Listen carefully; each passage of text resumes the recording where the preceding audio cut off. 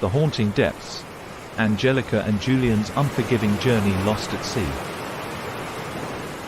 Julian had always been a fan of the sea. Even when he was young, he would spend hours reading stories of the great ships and seafarers who sailed the vast ocean.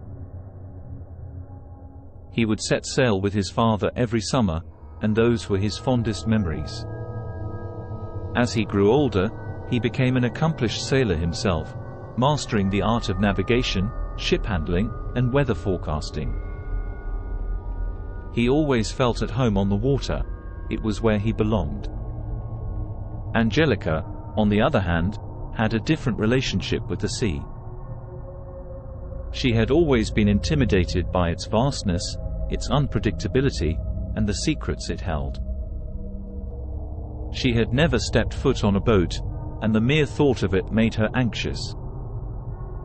But when her boyfriend Julian told her about his dream of sailing around the world, something stirred inside her. She loved him dearly and wanted to support him in his dream, even if it meant venturing into unknown waters. They planned the trip meticulously, selecting the right yacht, gathering supplies, and studying maps. Julian was confident in his abilities, and Angelica trusted him blindly.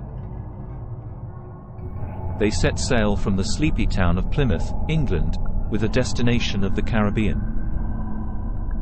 For the first few days, everything went smoothly. The weather was favorable, the sea was calm, and they were making decent progress.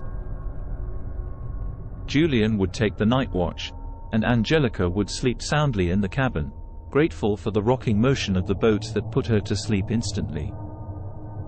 But on the fourth day, things started to change. The wind picked up, dark clouds brewed in the sky, and the waves grew bigger. Julian didn't seem worried. He had faced worse conditions before. He adjusted the sails, tightened the lines, and reassured Angelica that they were safe. But then the storm hit. It was like nothing they had ever experienced before.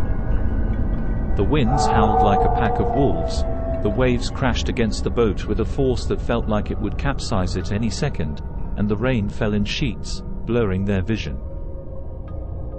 Julian fought with all his might. He tried to steer the yacht, to lower the sails, to pump out the water that entered the cabin. Angelica clung to him, her eyes closed tight, praying for the storm to pass. But then the boat hit something. Something solid, something that made it shudder from bow to stern. Julian jumped up, trying to see what had happened, but it was impossible in the darkness outside. He managed to light a flare and shot it into the sky, hoping it would signal their distress to any passing ships. 2 long hours passed with no response. The storm raged on, and the boat was taking on more water by the minute. Julian decided to activate the EPIRB device, which would broadcast their location to emergency services. Angelica watched as he typed in the code, feeling helpless and scared. The yacht was their lifeline, their shelter, and now it was failing them. Gradually the water level rose, and Julian knew that they had to abandon the boat. He put on the life jacket and helped Angelica do the same. He grabbed the flare gun, a waterproof bag containing their food and a first aid kit, and tied a rope around their waist. They both jumped into the water, holding on to each other, hoping to stay afloat. They were immediately hit by the cold, the darkness, and the silence. The storm was still raging above them, but below the waves, it was calm and eerie. They had lost sight of the yacht, and Julian was beginning to doubt the beacon signal had been picked up.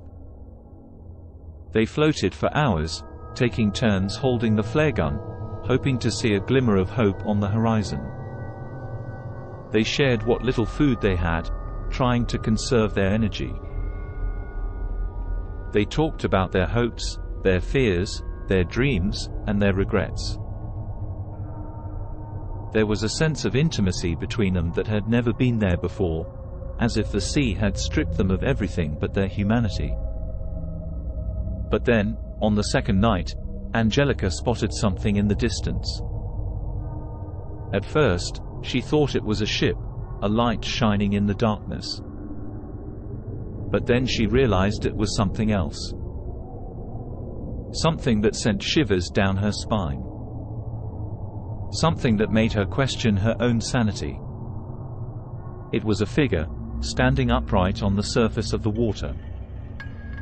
The figure was humanoid, with arms and legs, but it glowed with an otherworldly aura. It seemed to be beckoning to them, calling their names in a voice that was both haunting and hypnotic. Julian saw it too, but he dismissed it as a hallucination caused by their exhaustion, dehydration, and panic.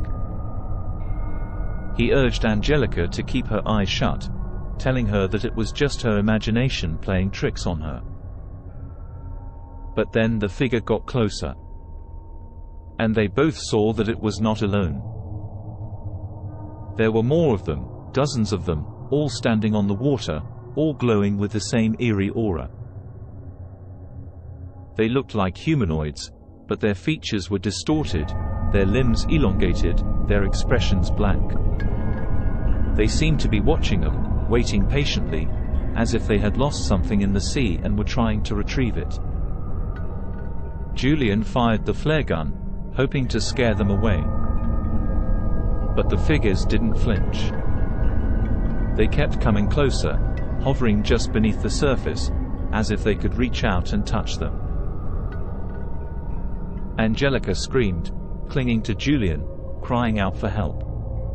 But there was no help to be found. They were alone, lost at sea, and surrounded by entities that defied logic and reason. Julian hugged Angelica, trying to comfort her. He told her that they would make it, that rescue was on its way, that they had to hold on to hope. But deep down, he knew that they were beyond saving. He had seen enough sailors lost at sea to recognize the signs of impending doom. And these figures, these grotesque creatures that were closing in on him, were a sign that he had never seen before. He felt their icy fingers wrap around his ankles, felt their slimy skin graze his limbs, felt their empty eyes stare into his soul. And he realized that they were not there to save him. They were there to claim him.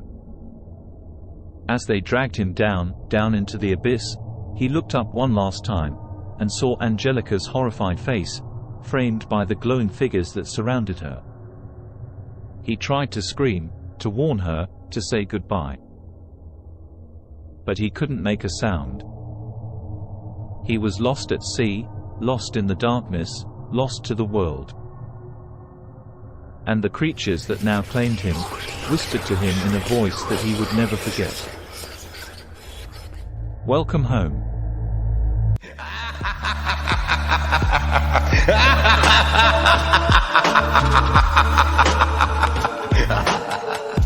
Thanks for watching. If you enjoyed the video, leave a like and tell us what you think in the comments. And of course, don't forget to subscribe.